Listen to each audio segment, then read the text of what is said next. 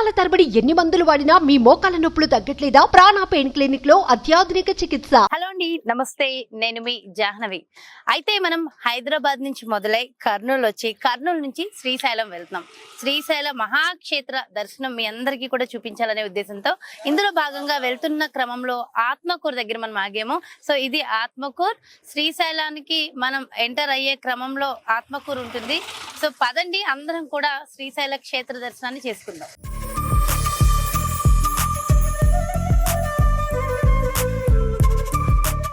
So Atmakur నుంచి శ్రీశైలం వెళ్తున్న క్రమంలో ఇక్కడ ఫారెస్ట్ చెక్ పోస్ట్ ఉంది. సో ఇటు ఈ అంటే రిజర్వ్ మనం శ్రీశైలం వెళ్ళాలంటే ఈ దారిన వెళ్తూ ఉంటాం. అయితే వెళ్తున్న దారిలో ఇక్కడ నల్లమల క్యాంప్ ఉంది. So forest camp, jungle camp. So ఎలాగో వచ్చాం కదా, ఒక్కసారి లోపలికి వెళ్ళి ఎక్కడున్న ఆ నల్లమల అందాలని కూడా ఒక్కసారి చిత్రీకరించి చూపిస్తే బాగుంటుంది అనిపిస్తుంది. మరి వెళ్ళి ఆ నల్లమల అందాలని కూడా చక్కగా చూసేద్దాం. వచ్చేయండి.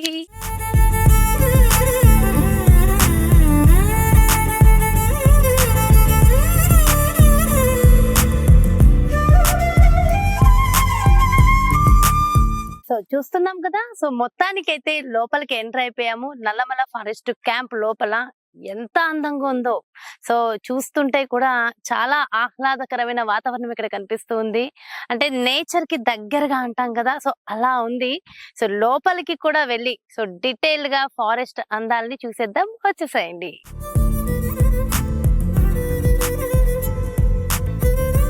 మరి ఇక్కడ లోపల వీక్షించడానికి వచ్చిన పర్యాటకులు ఉన్నారు, మరి విజిటర్స్. వాళ్ళ ఎక్స్పీరియన్స్ కూడా ఒకసారి కనుక్కుందాం. హలో అండి. Hi, how are you? I'm good, thank you. మీరు ఎలా ఉన్నారు? ఇక్కడ ఎక్స్పీరియన్స్ ఎలా ఉంది? ఎలా ఎంజాయ్ చేస్తున్నారు? Yeah, it's so good. And actually ఈరోజు వెదర్ కూడా చాలా బాగుంది. And so in forest, like amidst forest, I feel that I'm being amidst forest. And ఎప్పుడు ఉండే గోలా ఆ సిటీ లైఫ్ కి దూరంగా ప్రశాంతంగా ఇక్కడ ఉండడం చాలా కొత్త ఎక్స్పీరియన్స్. అండ్ జస్ట్ అలా నేచర్ లో లైక్ జంగిల్ లో సఫారీకి వెళ్ళినప్పుడు కానీ I like completely forget my self. Like మన ప్రాబ్లమ్స్ ఏమైనా, ట్రబుల్స్ ఏమైనా అంతా మర్చిపోయి జస్ట్ ఇక్కడ లైఫ్ అండ్ లైక్ నేచర్ ఇంత బాగుంటుంది.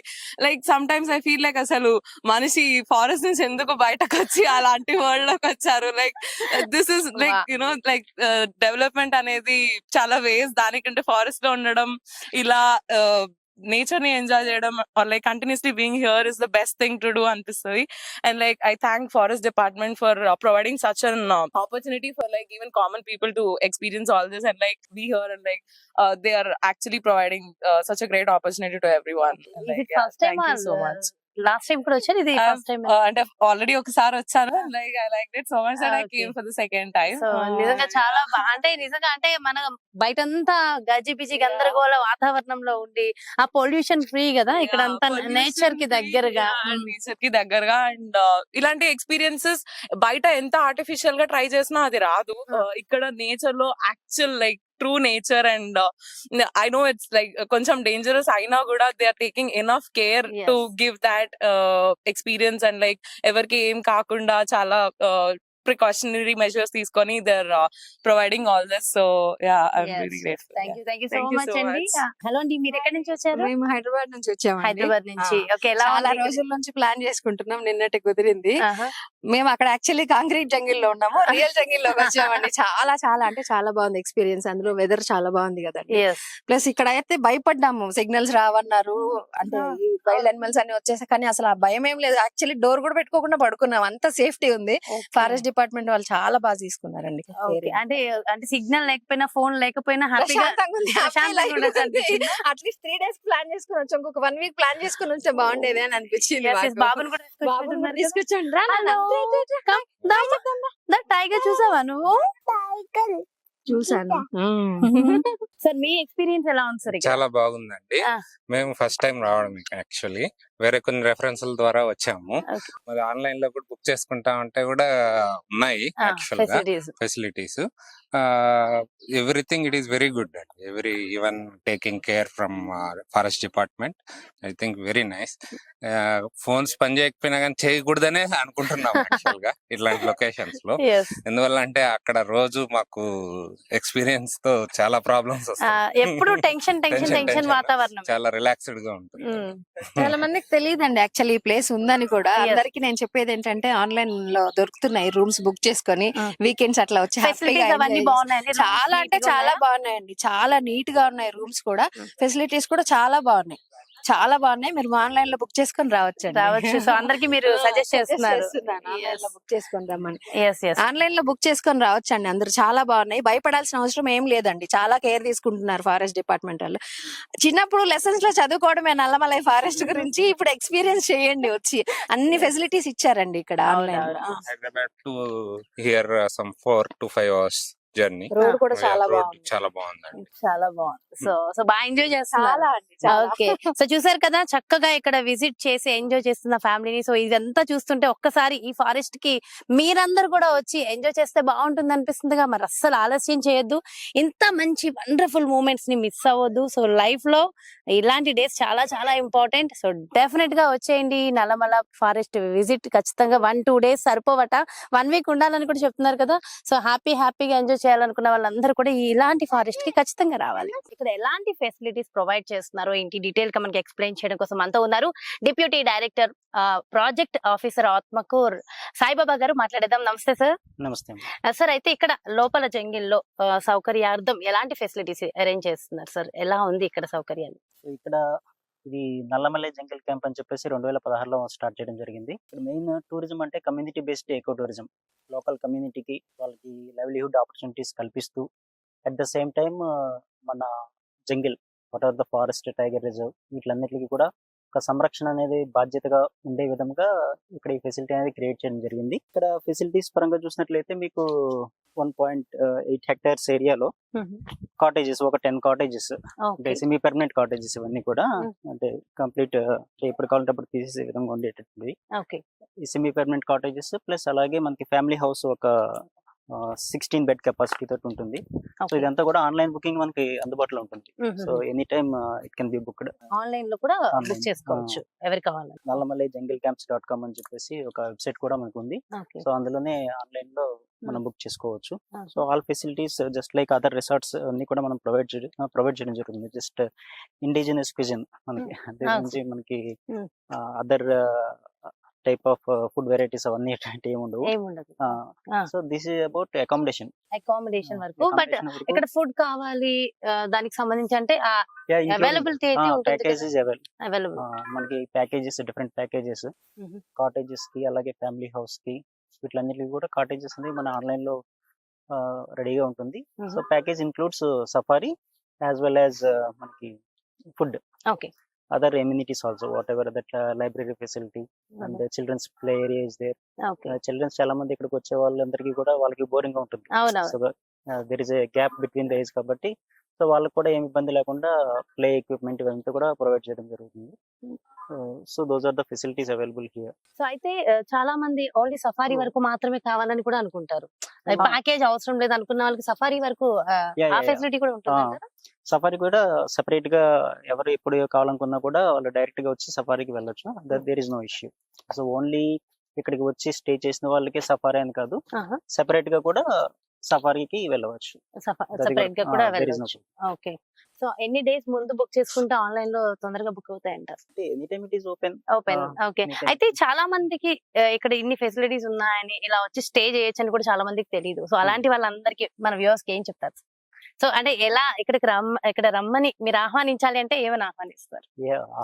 వన్ థింగ్ ఇక్కడ ఏంటంటే యాక్చువల్ గా eco tourism is not for the purpose of business. So it is for the purpose of education and awareness. మేము ఇక్కడ పెట్టింది ఏంటంటే లిమిటెడ్ నెంబర్ కానీ ఎక్కువ మంది కానీ ఎవరు వచ్చినా కూడా they have to go with a feel that they experienced A wilderness in the jungle. వాళ్ళంతా కూడా ఒక ఫీల్ ఇక్కడికి వచ్చే వాళ్ళు కూడా ఇప్పుడు కూడా ఎక్స్ప్రెస్ చేసేది అదే, it is a wonderful facility and even మా ద సఫారీ ఇదంతా కూడా చాలా they will give a very great experience about that. So ఇక్కడికి వచ్చే వాళ్ళు కూడా మేము చెప్పబోయేది ఏంటంటే దిస్ ఈజ్ నల్లమల జంగిల్ అంటే ఇంతకుముందు once upon a time it is under the clutches of this what is that Naxals. Now it's all this. The clutches up to 2005, ఇప్పుడు అలాంటి 2008 it is there. ప్రాబ్లమ్స్ ఏం లేవు కదా Now there is no problem at all. ఇంతకుముందు ఉండేది కానీ ఇప్పుడు అటువంటి ప్రాబ్లం. ఆ క్లచెస్ నుంచి బయటకు వచ్చిన తర్వాత now it is open to public. మెల్లమెల్లగా ఇప్పుడు స్టార్ట్ అవుతుంది. అండ్ ఇంతకుముందు ఎకో టూరిజం అనేది కూడా ఉండేది కాదు, సఫారీలు ఇవన్నీ ఉండేది కాదు. స్టార్టెడ్ ఇన్ 2017-18 ఆన్వర్డ్స్ అలాగా స్టార్ట్ అవుతూ వచ్చింది. ఇక్కడ కాకుండా మిగతా ప్రాంతాల్లో కూడా ఉంది. సో ఏంటంటే వాళ్ళు వచ్చిన తర్వాత they will feel what is the reality of Nallamalas and the tigers Yes. And other. కానీ బయట మనం మూవీస్ లో చూసినట్టు బయట చూసినంత కాదు, అసలు లోపలికి వచ్చిన తర్వాత ఇక్కడ వాతావరణమే ఎంటైర్లీ డిఫరెంట్ గా ఉంది. ఇప్పుడు మీరు సఫారీ లోపలికి వెళ్ళిన తర్వాత కూడా you will feel the same thing, Same the thing, difference. Ah. Other safaris are different. Ah. Like మిగతా స్టేట్స్ లో ఉన్నటువంటి safaris they are more oriented towards projecting animals. This is not like that. It's completely wildness, completely wild. Okay, so అయితే పులుల సంచారం కూడా బానే ఉంటుంది కాబట్టి మరి Yes. చాలా మంది భయపడే అవకాశాలు ఉన్నాయి కదా, వాళ్ళకి ఏం చెప్తారు? పులులు సాధారణంగా ఎవ్రీ వైల్డ్ యానిమల్, ఎటువంటి వైల్డ్ యానిమల్ ఏది జంతువు అయినా కూడా దాని పని అది చేసుకుంటూ వెళ్ళిపోతుంది unless it is disturbed. Ah. దాన్ని డిస్టర్బ్ చేయనంత వరకు ఎటువంటి ప్రాబ్లం ఉండదు. సో ఫర్ ఎగ్జాంపుల్ మనం దాన్ని కంటిన్యూస్ గా కళ్ళార్పకుండా చూడడము, లేకపోతే దాన్ని ఏదైనా రాయి విసిరి ఏదో చేయడము, లేదా టూ మచ్ ఆఫ్ ఫోటోగ్రఫీ పెట్టడము, ఇలాంటివి చేసినప్పుడు అవి అఫెండ్ అవుతాయి. Okay. సో ఇటువంటి ప్రికాషన్స్ అన్ని కూడా మేము సఫారీకి ముందు తీసుకెళ్లేటప్పుడే చెప్పడం జరుగుతుంది Hmm. యాత్రికులందరికీ కూడా. సో మీరు ఇలా చేయాలి, అలా చేయాలి, ఏది Okay. చేయాలి, ఏది చేయకూడదు Okay. అనేది మేము ముందుగానే చెప్పడం జరుగుతుంది. సో సో అటువంటి కాన్ఫ్లిక్ట్స్ అనేది జనరల్ కావు. పర్టికులర్ గా టైగర్ అదేదో చేస్తుంది, అది ఇది అటాక్ చేస్తుంది అని అనుకుంటారు. బట్ అలాంటిది ఏం లేదు. Hmm. టైగర్ అనేది ఎప్పుడు కూడా అటాకింగ్ అనేది దాని పని తను చేసుకుంటూ పోతుంది. సో మొత్తానికి మన దైనందిన జీవితంలో బిజీగా చాలా హడావిడిగా పొల్యూషన్ లో ఎప్పుడు గడుపుతూ ఉన్న మన జీవితాల నుంచి కాస్త బయటకు వచ్చి అప్పుడప్పుడు ఇలా నేచర్ కి దగ్గరగా ఉంటూ మన జీవితాన్ని ఆనందించడం చాలా చాలా ముఖ్యం. మరి అన్ని రకాల ఫెసిలిటీస్ కూడా ఇక్కడ ఉన్నాయి. సో అంటే ఇక్కడ ఎలాంటి ముఖ్యంగా పిల్లల్ని తీసుకొచ్చి హ్యాపీగా ఎంజాయ్ చేయడానికి మంచి స్టే ఉంటుంది. సో ఫుడ్ అన్ని ఫెసిలిటీస్ ఉన్నాయి హ్యాపీగా ఆడుకోవడానికి. ఇదేదో సినిమాల్లో చెప్పినట్టు నల్లమల్ల అడవులు అంటే ఏదో 6 అడవులు అని చెప్తారు కదా, అలా ఏమీ లేదు. హ్యాపీగా లోపలంతా ఆహ్లాదకరమైన వాతావరణం ఎంజాయ్ చేస్తూ నేచర్ కి దగ్గరగా సెలబ్రేట్ చేసుకోవచ్చు అని చెప్పొచ్చు. సో డెఫినెట్ గా ఇలాంటి ఫెసిలిటీస్ ఎప్పుడు కూడా మిస్ అవ్వద్దు. లైఫ్ లో కొన్నిసార్లు సంవత్సరానికి 2-3 సార్లైనా ఇలాంటి జీవితాన్ని ఎంజాయ్ చేయాలనే చెప్తాను. సో ఇంకా మరిన్ని విశేషాలు అలానే చూపిస్తూ ఉంటాను. మరి ఇంకా అలా వెళ్ళిపోదాం, వచ్చేసేయండి. సో ఇక్కడ ఫారెస్ట్ లో 4 డివిజన్స్ కి ఫీల్డ్ డైరెక్టర్ నిరంజన్ మూర్తి గారు ప్రస్తుతం అంతా ఉన్నారు, మాట్లాడిద్దాం. నమస్తే సార్. టైగర్స్ సంచారం ఎలా తెలుస్తుంది? అడుగుల ద్వారా గుర్తించాలా, ఎలా గుర్తించాలంటారు? ఇప్పుడు ఫారెస్ట్ లో అంటే మనము డైలీ పెట్రోలింగ్ చేస్తుంటాము. Mhm. మన ఫారెస్ట్ లో యాంటీ పోచింగ్ క్యాంప్స్ అనే ఉంటాయి. దాంట్లో మన ప్రొటెక్షన్ వాచర్స్ ఉంటారు, మన ఫీల్డ్ స్టాఫ్ ఉంటారు, forest beat officer, deputy range officers ఉంటారు. వాళ్ళు ప్రతిరోజు పెట్రోలింగ్ చేస్తుంటారు. సో ప్రతి పెట్రోలింగ్ చేసినప్పుడు వాళ్ళకి అడుగులు జాడ తెలుస్తుంది. తర్వాత మన కెమెరా ట్రాప్స్ కూడా పెట్టాము. ఫారెస్ట్ లో కెమెరా ట్రాప్స్ ఉంటాయి. కెమెరా ట్రాప్స్ ద్వారా కూడా మనము టైగర్స్ ఐడెంటిఫై చేస్తాము. అలాగనే పెట్రోలింగ్ వెళ్ళినప్పుడు మన టైగర్ ట్రయల్స్ అంటాము, ట్రయల్స్ అనేవి ఉంటాయి.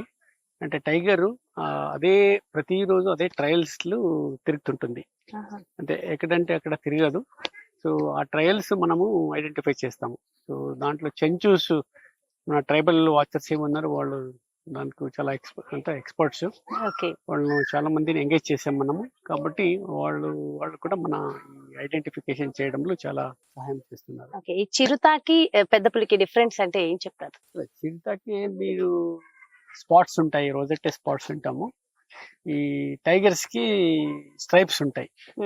సో కాబట్టి పులి పెద్దది, పెద్ద పులి అంటాము, చిరుత చిన్నది ఉంటుంది. ఏది ఎక్కువ హార్మ్ చేస్తుంది మనుషులకి? అన్నది ఏం లేదు, మనుషులు చాలా మనుషులే చాలా హార్మ్ఫుల్ అని చెప్పొచ్చు. వైల్డ్ అనిమల్స్ వాళ్ళకి నిస్వార్థంగా ఉంటాయి. Wild animals generally animals attack చేయవు. మన దగ్గర పోయి ఏదైనా డిస్టర్బ్ చేస్తే గానీ ఏ వైల్డ్ అనిమల్స్ కూడా అటాక్ చేయదు. మనము జాగ్రత్తగా ఉండి మనము దగ్గర పోకుండా మనం చూసుకోవాలి. వైల్డ్ అనిమల్స్ చాలా ఇన్నోసెంట్స్. వైల్డ్ అనిమల్స్ మనం చూస్తేనే భయపడి పరిగెత్తుంటాయి. Hmm. మనం అందరూ చూస్తుంటాము ఫారెస్ట్ లో, Okay. కాబట్టి ఏ జంతువులు కూడా హార్మ్ఫుల్ కాదు. ఒక పులికి రీసెంట్ గా పెద్ద పులికి ఒక 4 పిల్లలు పుడితే ఒక పులి ఏమో చనిపోయింది అన్నారు. మిగిలిన 3 కూడా వేరే చోట పెంచి ఇప్పుడు సేమ్ జంగిల్లో వేస్తున్నారని తెలిసింది సార్. ఇది నిజమేనా? అది కొద్దిగా మనం అధ్యయనం చేస్తున్నాము, సైంటిఫిక్ స్టడీ జరుగుతుంది. ఓకే దానికి ఒకటి ఎన్క్లోజర్ కూడా చేయడం జరిగింది, రీవైల్డింగ్ ఎన్క్లోజర్ అనే ఓకే దానికి ఏర్పాటు చేస్తున్నాము. 2 నెలలు రెడీ అవుతుంది. పిల్లల్ని మనం సంరక్షించాము, దానికి కేర్ తీసుకుంటున్నారు ఇప్పుడు జువాలజికల్ పార్క్ లో. సో తర్వాత ఒక టీమ్ చేయడం జరిగింది, ఒక టీము సైంటిఫిక్ టీం ఉంది. ఆ టీము ఏమి అధ్యయనం తర్వాత రిపోర్ట్ ఇస్తుంది. ఆ రిపోర్ట్ ప్రకారం మనము దానికి రీవైల్డింగ్ చేయడానికి చర్య తీసుకుంటాం. సార్ ఒక పులి పిల్లని ఎవరైనా నార్మల్ హ్యూమన్ బీయింగ్స్ మనం టచ్ చేస్తే మళ్ళీ ఆ పులి వచ్చి టచ్ చేయదా? అట్లేం లేదు, టచ్ చేస్తుంది, టచ్ చేస్తుందా? మళ్ళీ ఆ స్పర్శ పోతుంది, సో టచ్ చేయదు అని చెప్పి అట్లేం లేదు. 1 or 2 రేర్ ఇన్సిడెంట్స్ ఉంటాయి, బట్ జనరల్ గా ఒకసారి మనము అంటే తల్లి ఉంటే డెఫినెట్లీ మనం దగ్గర రానియదు, మనం దగ్గర పోలేము. సో తల్లి లేనప్పుడు మనము దాన్ని పోషిస్తాం అంతేనే, ఓకే తల్లి ఉన్నప్పుడు మనకు అవసరం ఉంది. ఓకే సో బయట మీరు సంరక్షించిన టైగర్స్ ఏవైతే ఉన్నాయో వాటిని మళ్ళీ జంగిల్లో తీసుకొస్తే అవి ఎంత సేఫ్ గా సేమ్ అలాగే తిరగలవు అంటారు? అవును, దానికి ట్రైనింగ్ ఉంటుంది, ఒక 1 year ట్రైనింగ్ ఉంటుంది. 1 year ట్రైనింగ్ తర్వాత వాళ్ళు సక్సెస్ఫుల్ గా కిల్ చేయాలి వైల్డ్ అనిమల్స్ ని. మనం జింకలు గాని దుప్పులు గాని కిల్ చేస్తే అట్లా ట్రైనింగ్ ఇస్తారు. అవునవును, ఆ ట్రైనింగ్ ఉంటుంది, ప్రోటోకాల్ ఉంటుంది. ఎన్టీసీ అనే ఉంది, నేషనల్ టైగర్ కన్జర్వేషన్ అథారిటీ అని మన భారతదేశంలో ఒక సంస్థ. అది వాళ్ళు ఒక ప్రోటోకాల్ రెడీ చేశారు దీనికోసమే, రీవైల్డింగ్ కి. సో ఆ ప్రోటోకాల్ ప్రకారం మనము ట్రైనింగ్ ఇస్తూ 1 year ట్రైనింగ్ ఇచ్చిన తర్వాత వాళ్ళు సక్సెస్ఫుల్ కిల్ చేయాలి. ఓకే తర్వాత మనము వాళ్ళు వైల్డ్ రిలీజ్ చేయడానికి సిద్ధంగా ఉంటాయి. ఓకే సో అలాగే జంగిల్లో ఉన్న టైగర్స్ కి జూలో ఉన్న టైగర్స్ కి డిఫరెన్స్ ఏంటంటే? జంగల్ ఉన్న టైగర్స్ వైల్డ్ బార్న్, జూలు ఉన్న టైగర్స్ అన్ని జూలు పుట్టినాయి. ఓకే సో జంగల్ ఉన్న టైగర్స్ చాలా షై ఉంటాయి, చూస్తే పరిగెత్తాయి, భయపడతాయి. చూస్తే. జూలు టైగర్స్ మనం మనుషులకి అలవాటు పట్టుంటాయి. సో ఇక్కడ కొద్దిగా డైవర్సిటీ ఎక్కువ ఉంటుంది, వైల్డ్ జెనెటిక్ డైవర్సిటీ వైల్డ్ ఉన్నది. జూలు ఉన్నది అంటే అక్కడే పుట్టి పెరిగినాయి కాబట్టి మనుషులతోటి ఎక్కువ అలవాటు ఉంటాయి. చాలా చోట్ల అడవులను కొట్టేస్తున్నారు, దాని వల్ల కూడా చాలా ప్రాబ్లం అవుతుంది. ఇంకే మీ సరౌండింగ్స్ లో కూడా అలాంటివి ఏమైనా ఉన్నాయి? మన దగ్గర పెద్దగా లేదు, మన దగ్గర అడవి కొట్టడం గానీ జంతువులు కొట్టడం గానీ చాలా వరకు తగ్గింది, 99% తగ్గింది అనుకోవచ్చు. 1 or 2 ఇన్సిడెంట్స్ ఉంటాయి, లేదు అని చెప్పడం లేదు, ఉంటాయి, కానీ చాలా వరకు మనం సో అది మీ పరిధిలోకి వస్తే ఇమీడియట్ గా దాన్ని యాక్షన్ మన ఆఫీసర్స్ ఉన్నారు, డెప్యూటీ డైరెక్టర్స్ ఉన్నారు, సబ్ డిఎఫ్ఓస్ ఉన్నారు, రేంజ్ ఆఫీసర్స్, వీళ్ళందరూ వాళ్ళకి టీం ఉంటాయి, వైల్డ్ లైఫ్ ప్రొటెక్షన్స్ టీమ్ ఉంటాయి, రెస్క్యూ పార్టీస్ ఉంటాయి, యాంటీ పోచింగ్ క్యాంప్స్ ఉంటాయి, స్ట్రైకింగ్ ఫోర్స్ పార్టీస్ ఉంటాయి. వీళ్ళ ద్వారా వాళ్ళు చర్య తీసుకుంటారు. ఫ్యూచర్ లో ఈ ఫారెస్ట్ సంరక్షణ కోసం ఇంకెలాంటి కేర్ తీసుకోవాలి, ఫర్దర్ గా ఇంకెలాంటి సంరక్షణ ఇవ్వాలని అనుకుంటున్నారు? ఇంకేమైనా చేస్తే బాగుంటుంది డెవలప్మెంట్స్ అని ఏమైనా అనుకుంటున్నారు? అవును, ఇప్పుడు కొన్ని మనం హెర్బివోర్ ఆగ్మెంటేషన్ అంటే ఈ శాకాహారీ ప్రాణుల సంఖ్య తక్కువ ఉంది కాబట్టి ఈ హెర్బివోర్స్, జింకలు, దుప్పిలు, ఈ సాంబార్స్లు, అడవి దున్నలు, ఇండియన్ గార్ అని ఏం చెప్తాము, వీళ్ళ ఇంట్రడక్షన్ కి మనం చర్య తీసుకుంటున్నాము. సో దీన్ని సంఖ్య పెంచడానికి మనము ఎన్క్లోజర్స్ కూడా ఏర్పాటు చేస్తున్నాము. అదే విధంగా ఈ గ్రాస్ ల్యాండ్ డెవలప్మెంట్ చేస్తున్నాము. ఈ ఇయర్ ఒక 200 వాటర్ బాడీస్ టార్గెట్ చేస్తాం, అడిషనల్ ఇంకా 200 వాటర్ బాడీస్ అంటే పెద్ద ట్యాంక్స్ చేయాలని.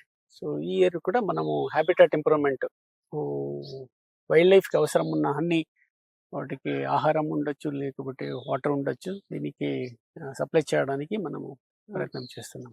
సార్ అలాగే వెరీ రీసెంట్ గా చిరుత ఒక మహిళ మీద దాడి చేసింది పచ్చర్ల అనే గ్రామంలో. సో దాదాపుగా బానే హామ్ అయింది. సో మరి ఆ చిరుత ఇలానే ఇంకా ఎవరి మీదైనా దాడులు చేసే అవకాశం ఉందంటారా? ఎలాంటి జాగ్రత్తలు తీసుకోబోతున్నారు వాటికి సంబంధించి? అంటే ఈ మనుషుల మీద జంతువులు జాలి చేయడం అనేది చాలా రేర్ ఇన్సిడెంట్స్. ఇప్పుడు మన దగ్గర 2050 చిరుత పులులు ఉన్నాయి. 2050 చిరుత పులులు దాడి చేసి ఉండొచ్చు. ఒక ఇన్సిడెంట్, ఏదో ఒక చిరుత పులి ఏదో ఆరోగ్యంలో బాగా లేకపోయినా, లేకపోతే ఏదో సమస్య ఉంటుంది, ఏదో ఇష్యూస్. ఇక్కడ ఒకటే ఫ్యామిలీలో 3 మీద చిరుతలు దాడి చేసిన సంఘటన కూడా మనం చూస్తున్నాం. ఒకే ఫ్యామిలీ కాదు, ఒకే పల్లెలు, పచ్చర్లలు మన సిబ్బంది మీద కూడా ఒకసారి జస్ట్ చేసింది. అంటే అది పెద్ద ప్రాణంకి భయం లేదు కానీ అటాక్ చేసింది. అలాగే 2-3 అటాక్ జరిగాయి. తర్వాత మొన్న ఇన్సిడెంట్ జరిగింది. మనం వెంటనే దాన్ని క్యాప్చర్ చేయడం జరిగింది. సో అన్ని జంతువులు కూడా అటాక్ చేయ టెండెన్సీ ఉండదు. అన్ని జంతువులు అటాక్ చేస్తే మనము డైలీ ఇన్సిడెంట్స్ జరగాలి. ప్లస్ చెప్పినట్టు 2050 లెపర్డ్స్ ఉన్నాయంటే 2050 ఇన్సిడెంట్ జరగాలి. కాబట్టి అలా జరగదు. ఏదో అప్పుడప్పుడు కానీ అప్పుడప్పుడు ఇలా జరుగుతుంది. అలాంటివి కూడా జరగకుండా ఎలాంటి జాగ్రత్తలు తీసుకోవచ్చు అంటారు? జాగ్రత్త తీసుకుంటున్నాము. ఖచ్చితంగా అటువంటి ఏదైనా మనము దొరికితే వెంటనే దాన్ని పట్టుకోవడము, మళ్ళీ వేరే చోట రిలీజ్ చేయడం జరుగుతుంది. కాబట్టి ఈ ఇన్సిడెంట్ చాలా రేర్. ఏదో సంవత్సరానికి ఒక ఇన్సిడెంట్ జరుగుతుంటుంది.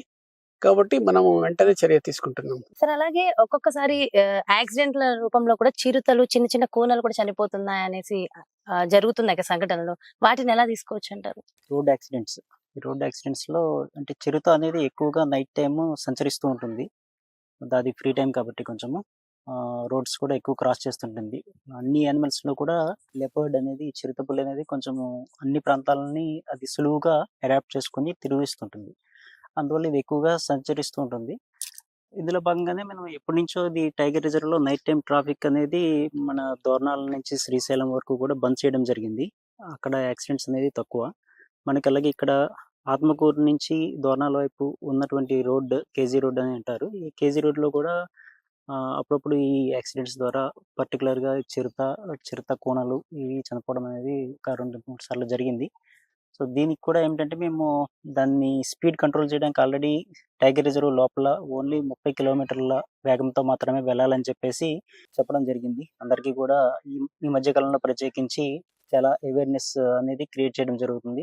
అలాగే ఉల్లంఘించిన వారికి కూడా వాళ్ళకి ఫైన్ వేయడం జరుగుతుంది. మనకి ఎవరైతే స్పీడ్ 30 కిలోమీటర్స్ దాటి వెళ్తుంటారో డే టైమ్, నైట్ టైం, ఏ టైం అయినా కూడా మనకి హైవే పెట్రోలింగ్ టీమ్స్ అనేవి పెట్టడం జరిగింది. అటు అన్ని డివిజన్స్ లో కూడా ఓన్లీ మార్కాపురమే కాకుండా ఎన్ఎస్టీఆర్ లో ఉన్నటువంటి అన్ని డివిజన్స్ లో కూడా హైవే పెట్రోలింగ్ టీమ్స్ అని పెట్టి వాళ్ళ స్పీడ్ ఎవరైతే ఉల్లంఘిస్తారో వాళ్ళకి ఫైన్ విధించి ఆ విధంగా వాళ్ళని కంట్రోల్ చేస్తున్నాము. అలాగే అట్ ద సేమ్ టైం వాళ్ళకి అవేర్నెస్, వాళ్ళకి ఇలా ఎప్పుడైనా కూడా అందరికీ కూడా చెప్పడం జరుగుతుంది. చెక్ పోస్టుల ద్వారా కానీ, ఈ నైట్ పెట్రోలింగ్ వాళ్ళు కానీ అందరూ కూడా, మా స్టాఫ్ అందరూ కూడా వాళ్ళకి పరిమిత వేగంతో వెళ్ళమని చెప్పేసి చెప్పడం జరుగుతుంది.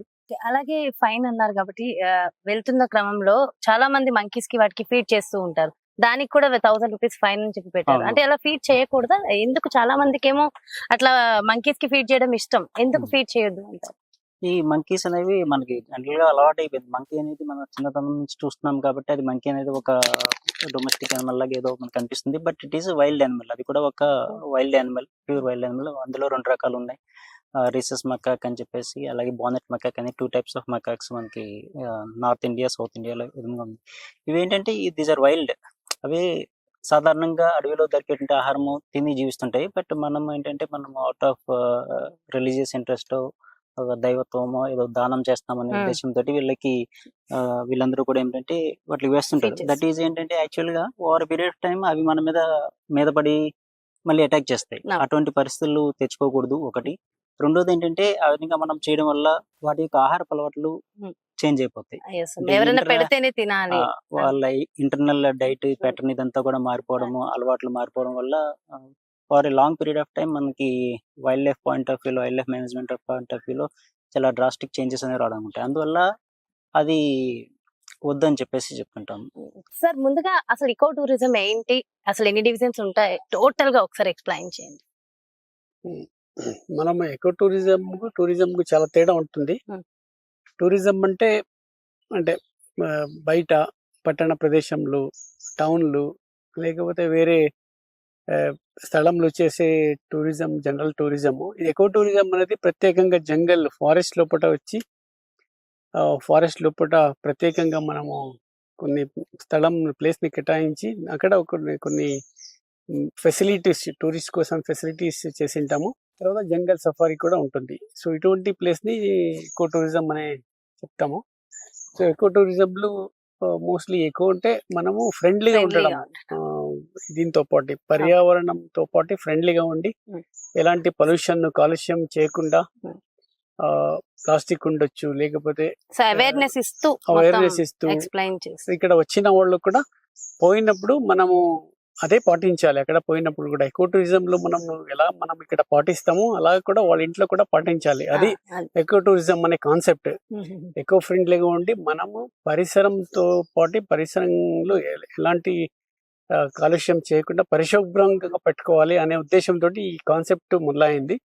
కాబట్టి ఈ ఎకో టూరిజం ఇక్కడ వచ్చిన వాళ్ళు చాలా ఆనందిస్తే వెళ్తారు. అలాగనే వాళ్ళు పాటించాలి. సో ఎక్కడ కూడా కాలుష్యం చేయకుండా బయట వెళ్ళినప్పుడు ఇక్కడ ఒకటే కాదు, ప్లాస్టిక్ ఎక్కడైనా హానికరం ఉంటుంది. కాబట్టి ప్లాస్టిక్ వాడడం తగ్గించాలి. ప్లాస్టిక్ ప్లేస్ లో మనం క్లాత్ బ్యాగ్, జూట్ బ్యాగ్ వాడాలి. పేపర్ మనము maximum cloth and jute bag వాడాలి. కాబట్టి ఇక్కడ వచ్చిన వాళ్ళు కూడా మనం చెప్తుంటాము, ప్లాస్టిక్ బ్యాగ్లు కూడా నిషేధం చేసాం మనం. NSTR లో జనవరి 1వ తేదీ 2024 1 జనవరి నుంచి బ్యాన్ అయింది ప్లాస్టిక్. చాలా మనం కఠినంగా మనం చర్య తీసుకుంటున్నాము. సార్ అలాగే శ్రీశైలం ఘాట్ పైకి ఎక్కాలి అంటే ప్లాస్టిక్ నిషేధము అని అంటున్నారు, ఇది నిజమేనా? వెళ్తే ఫైన్ ఉందా సార్ ప్లాస్టిక్ తీసుకెళ్తే? ఘాట్ ఒకటే కాదు, ఇది NSTR Nagarjuna Sagar Srisailam tiger reserve, తర్వాత శ్రీశైలం, సుందిపెంట, NSTR లోపల ఉన్న అన్ని ఎక్కడెక్కడ గ్రామాలు ఉన్నాయి, లోపట ఉన్న గ్రామాలు, NSTR లోపట ఉన్న చిన్న చిన్న గ్రామాలు ఉంటాయి. మన చింతల ఉండొచ్చు, తుమ్మలబైలు ఉండొచ్చు, చిన్నరుట్ల, ఈ అన్ని ప్లేస్లు ప్లాస్టిక్ నిషేధం చేయడం జరిగింది.